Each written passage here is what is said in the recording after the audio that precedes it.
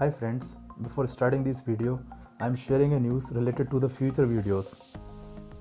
So इस video के साथ मैं एक न्यूज़ आपके साथ शेयर करना चाहता हूँ. With this video, I am starting a series of videos in which related topics of different chapters of SST will be explained, and in future videos, topics related to 10th English and Science will be available on this channel very soon. So इस video के जो next videos आएंगे उसमें जितने भी videos होंगे वो ज़्यादातर टॉपिक से रिलेटेड होंगे, ना कि चैप्टर से रिलेटेड होंगे. एंड साथ में जल्दी इस चैनल पर आपको 10th English and also science के वीडियोस भी अवेलेबल हो जाएंगे. सो दोस्तों, इसके साथ ही हम आज का टॉपिक जो कि रोल टैक्ट है एंड उससे आगे जो भी इश्यूज़ पैदा हुए थे उस सब के बारे में हम पढ़ेंगे. ओके, तो शुरू करते हैं. आज का हमारा टॉपिक है द रोलेट एक्ट, जो कि आपका 3rd चैप्टर का टॉपिक है. एंड इस टॉपिक का इस चैप्टर के अंदर बहुत ही ज़्यादा इम्पोर्टेंस है. एंड अगर हम देखें इस टॉपिक से ही हमारे महात्मा गांधी का जो टॉपिक है वो भी स्टार्ट होता है. इससे पहले महात्मा गांधी ने जितने भी मूवमेंट्स चालू किए थे वो काफ़ी छोटे थे, एंड इस मूवमेंट के थ्रू वो पूरे नेशन में अपने मूवमेंट्स को आगे बढ़ाने लगे. अब द रोलेट एक्ट है क्या, अगर हम इसके बारे में बात करें तो क्या है जी. It gave the government enormous power to repress political activities and allowed detentions of political prisoners without trial for 2 years. So ये आपकी लाइन्स हैं. इन लाइन्स के थ्रू हमको क्या मिल रहा है इस कानून के जरिए सरकार को राजनीतिक गतिविधियों को कुचलने और राजनीतिक कैदियों को 2 साल तक बिना मुकदमा चलाए जेल में बंद रखने का अधिकार मिल गया था. मीन्स 2 साल तक जो पॉलिटिकल लोग थे, पॉलिटिकल प्रिजनर्स थे, उनको जेल में रख सकते थे बिना किसी केस को चलाए. तो स्टार्ट करते हैं इस टॉपिक को. Emboldened with this success, Gandhi ji 1919 decided to launch a nationwide satyagraha against the proposed Rowlatt Act 1919. So Gandhi ji जो कि काफ़ी उत्साहित थे 1919 में, उन्होंने डिसाइड किया कि वो एक राष्ट्रव्यापी मीन्स नेशन वाइड आंदोलन चलाएंगे. This act has been hurriedly pass through the imperial legislative council despite the united oppositions of the Indian members. So इस एक्ट को बहुत ही जल्दीबाजी में पास कर दिया गया था इम्पेरियल लेजिस्लेटिव काउंसिल ने, और इसका काफ़ी ज़्यादा विरोध किया था भारतीय सदस्यों ने जो कि उस समय गवर्नमेंट में थे. It gave the government enormous power to repress political activities and allowed detention of political prisoners without trial for 2 years. So 2 साल तक पॉलिटिकल प्रिजनर्स को जेल में रख सकते थे बिना किसी ट्रायल के. Mahatma Gandhi wanted non violent civil disobedience against such unjust laws which would start with a hartal on 6 अप्रैल. सो महात्मा गांधी ने क्या कहा, उन्होंने कहा कि ऐसे अन्यायपूर्ण कानूनों के खिलाफ हमें एक अहिंसक आंदोलन को चालू करना चाहिए, और वो चाहते थे कि नागरिक अवज्ञा means non violent civil disobedience movement चालू हो जाए. इसे 6 अप्रैल को एक हड़ताल से शुरू होना था. So rallies were organised in various cities. Workers went on strike in railway workshop and shop close down, alarmed by the popular upsurge and scared that lines of communication such as the railways and telegraph would be disrupted. The British administration decided to clamp down on nationalists. विभिन्न शहरों में rally जुलूसों का आयोजन किया गया. Railway workshops में कामगार हड़ताल पर चले गए, दुकानें बंद हो गईं. इस व्यापक जन उभार से चिंतित तथा रेलवे व टेलीग्राफ जैसी संचार सुविधाओं के भंग हो जाने की आशंका से भयभीत अंग्रेजों ने राष्ट्रवादियों का दमन शुरू कर दिया. क्लैम्प डाउन मीन्स क्या होता है, यहाँ पर दमन करना. Local leaders were picked up from Amritsar. So जो लोकल लीडर्स थे उन्हें अमृतसर से हिरासत में ले लिया गया, उनको जेल में डाल दिया गया. And Mahatma Gandhi was barred from entering Delhi. And Gandhi ji को दिल्ली में आने से ही रोक दिया गया, उनके जो प्रवेश था उस पर रोक लगा दी. On 10th April the police in Amritsar fired upon a peaceful procession provoking widespread attacks on banks, post offices and railway stations. So क्या हुआ, 10th अप्रैल को पुलिस ने अमृतसर में एक जो बिल्कुल साइलेंटली जुलूस निकाल रहे थे उस पर गोली चला दी. इसके बाद क्या हुआ, लोगों ने बैंकों में, डाक खानों में और रेलवे स्टेशनों पर हमले कर दिए। मींस उस जो अटैक हुआ था पब्लिक पर, उसके अपोज में उन्होंने भी बैंक में, पोस्ट ऑफिस में और रेलवे स्टेशन जहाँ पर भी गवर्नमेंट के इंस्टीट्यूशन से, उस पर अटैक कर दिया।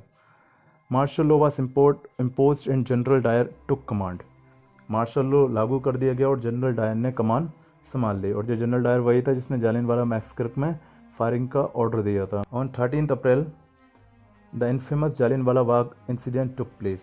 सो 13 अप्रैल को जो इंसिडेंट था जालियनवाला बाग का वो हुआ। On that day large crowd gathered in the enclosed ground of Jallianwala Bagh. So उस दिन अमृतसर में उस बाग में, जालियनवाला बाग में काफ़ी सारी पब्लिक इकट्ठी हुई थी। Some came to protest against the government's new repressive measures. कुछ वहाँ पर प्रोटेस्ट करने के लिए आए थे, जो गवर्नमेंट के जो कानून थे, दमनकारी कानून, रिप्रेसिव मेजर्स, उसके विरोध में। Other had come to attend the annual Baisakhi fair. कुछ वहाँ पर मेले में आए थे बैसाखी के। Being from outside the city many villagers were unaware of the martial law that had been imposed. And अगर हम बात करें, जो शहर से बाहर के लोग थे उन्हें मार्शल लॉ के बारे में कुछ भी पता नहीं था। General Dyer entered the area, blocked the exit points and opened fire on the crowd, killing hundreds. His object, as he declared later, was to produce a moral effect to create in the minds of satyagrahis a feeling of terror and awe. तो भैया वो क्या करना चाहता था? Dyer entered the area, block the exit point. उसने वहाँ पर एंट्री की, जहाँ से लोग जा सकते थे उसको ब्लॉक कर दिया। And open fire on the crowd killing hundreds. और उसने गोली चलाने का आदेश दे दिया, ओपन फायरिंग का। इससे हज़ारों लोग, या फिर जहाँ पर सैकड़ों लोग लिखा हुआ है, मरे हज़ारों थे, उसका ऑर्डर दे दिया। His object has he declared later. और उसने अपना जो उद्देश्य था वो बाद में बताया। वो क्या चाहता था? Was to produce a moral effect. वो एक नैतिक प्रभाव लोगों पर डालना चाहता था। To create in the minds of satyagrahis, कि लोगों के माइंड में वो जो मॉरल इफेक्ट है वो आ जाए। And feeling of terror and awe. And किसकी फीलिंग आ जाए लोगों के अंदर? दहशत की, डर की। एंड ओ मतलब होता है विस्मय। विस्मय मीन्स आश्चर्य की, कि ऐसा भी हो सकता है अगर हमने कुछ किया तो। So as the news of Jallianwala Bagh spread, crowds took on the street in many north Indian towns. So Jallianwala Bagh की खबर जैसे ही फैली, जो नॉर्थ इंडियंस लोग थे, बहुत सारे शहरों में लोग सड़कों पर उतरने लगे इसके विरोध में कि ये जो हुआ है इंसिडेंट वो काफ़ी गलत हुआ है। There were strikes, clashes with the police and attacks on government buildings. काफ़ी ज़्यादा क्लैशेस हुए, मींस झगड़े हुए, झड़पें हुई। क्लैशेस का मतलब झड़पें होता है। स्ट्राइक्स होने लगी विद द पुलिस के सामने। And attacks on government buildings, and government buildings पर अटैक होने लगे। The government responded with brutal repression. So जब गवर्नमेंट पर ऐसा हुआ तो उसने भी इसको काफ़ी निर्ममता से कुचलने का रास्ता अपनाया। ब्रूटल रिप्रेशन, बहुत ही बुरी तरीके से उसको कुचलने का सोचा। Seeking to humiliate and terrorise people. उसने लोगों को अपमानित किया और आतंकित किया, मीन्स डराया धमकाया। Satyagrahis were force to rub their noses on the ground. जो सत्याग्रहीज थे उनको उनकी नाक ज़मीन पर रगड़ने के लिए बोला गया। क्रोल ऑन द स्ट्रीट, सड़क पर घिसट कर चलने का बोला गया। एंड डू सलाम, सैल्यूट टू ऑल साहिब्स। और जो भी साहिब थे उनको सलाम करने का बोला गया। People were फ्लॉग्ड। सो जो लोग थे उनको कोड़े मारे गए। And villages around Gujranwala in Punjab, now in Pakistan, were bombed. और जो विलेजेस थे जो कि पंजाब की डिस्ट्रिक्ट जो कि गुजरनवाला है, जो कि अभी पाकिस्तान में है, वहाँ पर बम भी बरसाए गए। Seeing violence spread. और हिंसा को बढ़ते हुए देखकर Mahatma Gandhi called off the movement. Mahatma Gandhi ने जो अपना रिवोल्ट एक्ट था उसके खिलाफ में जो मूवमेंट चलाया था, उस मूवमेंट को वापस ले लिया। उन्होंने एक अहिंसात्मक नॉन वायलेंट मूवमेंट चालू किया था, लेकिन अब वो मूवमेंट हिंसा से, मींस वायलेंस से भर चुका था। इस कारण से महात्मा गांधी ने उस मूवमेंट को उसी समय वापस ले लिया।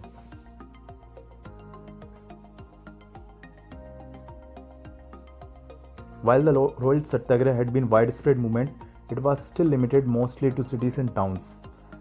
भले ही रोड सत्याग्रह एक बहुत बड़ा आंदोलन था, लेकिन फिर भी वो सिर्फ कुछ बड़े शहरों में और कस्बों तक ही सीमित रहा। Mahatma Gandhi now felt the need to launch a more broad based movement in India. And Mahatma Gandhi इस समय क्या सोच रहे थे, उनको एक बहुत बड़ा मूवमेंट चालू करना था जो कि लगभग बहुत बड़ी जनसंख्या को अपने आंदोलन में जोड़ा जा सके। But he was certain that no such movement could be organise without bringing the Hindus and Muslims closer together. लेकिन वो ये भी जानते थे जब तक हिंदू मुस्लिम साथ में नहीं आएंगे तब तक इतना बड़ा मूवमेंट ऑर्गेनाइज करना पॉसिबल नहीं है। One way of doing this he felt was to take up the Khilafat issue. और इसी कारण से उन्होंने क्या किया, उन्होंने खिलाफत जो मुद्दा था, खिलाफत इशू, उसको उठाकर दोनों जो धर्म थे उसको साथ में लाने की कोशिश की। दोनों धर्म बोल सकते हैं, दोनों समुदाय बोल सकते हैं। The first world war had ended with the defeat of Ottoman Turkey. जो फर्स्ट वर्ल्ड वार था वो ओटोमन टर्की की हार के साथ ख़त्म हो गया। And there were rumours that a harsh peace treaty was going to be imposed on the Ottoman empire. और एक र्यूमर था, किस तरह का र्यूमर था कि एक बहुत ही हार्श ट्रीटी मीन्स एक सख्त ट्रीटी या फिर सख्त शांति संधि थोपी गई थी। किसके ऊपर? ओटोमन एम्परर के ऊपर, the spiritual head of Islamic world, जो कि उस समय वहाँ के आध्यात्मिक नेता थे जिनको खलीफा बोला जाता था। उनके ऊपर एक ऐसी ट्रीटी जो कि काफ़ी ज़्यादा ही बेकार थी, सख्त थी, सख्त संधि हम बोल सकते हैं, सख्त शांति संधि उस पर थोप दी गई थी। टू डिफेंड द खलीफा's temporal power, a Khilafat committee was formed in Bombay in March 1919। So खलीफा का जो टेम्पोरल पावर थी, मीन्स उनके जो तत्कालिक पावर्स थे, उसको डिफेंड करने के लिए एक खिलाफत कमेटी ऑर्गेनाइज की गई बॉम्बे में मार्च 1919 में। Young generation of Muslim leaders like the brothers Mohammad Ali and Shaukat Ali began discussing with Mahatma Gandhi about the possibility of united mass action on the issue. So ये तीन जो लोग थे, मोहम्मद अली एंड शौकत अली एंड महात्मा गांधी, ये मिले, इन्होंने मीटिंग की और उन्होंने इस पर एक मास एक्शन लेने का सोचा इस इशू पर। Gandhi ji saw this as an opportunity to bring Muslims under the umbrella of a united national movement. तो महात्मा गांधी का जो एक सपना था कि हिंदू मुस्लिम साथ में आके मूवमेंट में पार्टिसिपेट करें, वो इस इशू के कारण उनका सपना पूरा होता हुआ देखा। At Calcutta session of the Congress in September 1920 he convinced other leaders of the need to start a non-cooperation movement in support of Khilafat as well as for Swaraj. So महात्मा गांधी ने देखा जाए तो सितंबर 1920 में कोलकाता अधिवेशन में बाकी जो दूसरे नेताओं से बातचीत की और उनको राजी कर लिया कि जो खिलाफत मूवमेंट है उसका हम साथ देंगे एंड हम एक नॉन कोऑपरेशन मूवमेंट मीन्स एक असहयोग आंदोलन को स्टार्ट करेंगे to support Khilafat as well as for Swaraj. तो हमारा जो रोल टेक्ट है इसी के साथ ख़त्म होता है। तो इसी के साथ जो वीडियो समाप्त होता है। End of the video, channel को सब्सक्राइब कीजिए and please like this video, share it.